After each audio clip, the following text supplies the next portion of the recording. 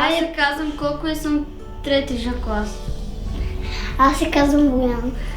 Борис. Аз съм Мама Наде. Ние учим британика.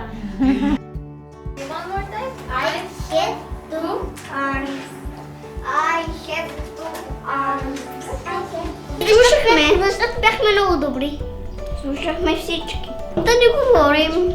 Да, и само и когато дигнем ръка, посвидатели, ами ни дава за... Посочвани! Да, посочвани и не отговарям, каквото искаме да кажем. Колко започна пръв? На 5 годинки? Пръв.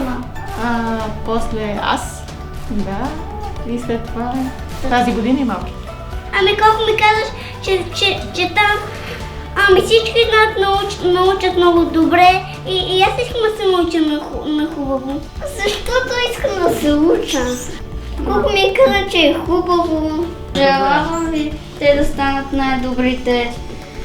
най-добрите по английски, като завършат Стартърс и да имат 15 щитчета. Аз желавам да съм най-добрия по британика. Бях на изпита, Стартърс, Кембридж и го изкарах много добре.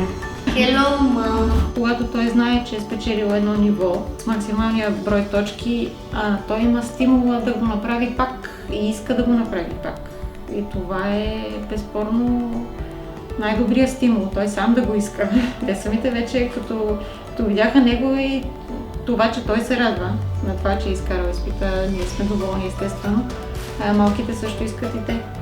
Така както Коко е научил английски, те искат да вървят по неговите стъпки. Британика ги печели малките изключително много с отношение с метод на преподаване. Значи, когато учат през игра и през забавление, всъщност те не го усещат като учене. Те нямат търпение, когато се прибират вкъщи и след курса да си направят домашното. По същия начин се случва, когато идва деня, в който те ще ходят на Британика. Чака се търпение и казват, днес сме на Британика, днеска имаме Британика. Изключително полезно е. Много хора на времето, когато записахме Коко на 5 годинки в първото ниво в Британика, казаха, че е много рано за децата, че трябва да си имат детство. Напротив, необходимо е, защото при Коко усетихме, че тази подготовка, която той получи тук, де факто изключително много помогна след това за първи учебен ден, за първите дни в училище.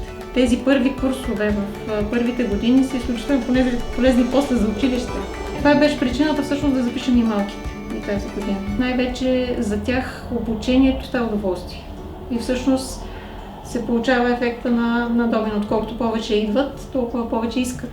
Ходенето на английски в Британика им показва всъщност, че те се научават на това, че могат, стига да се опитат.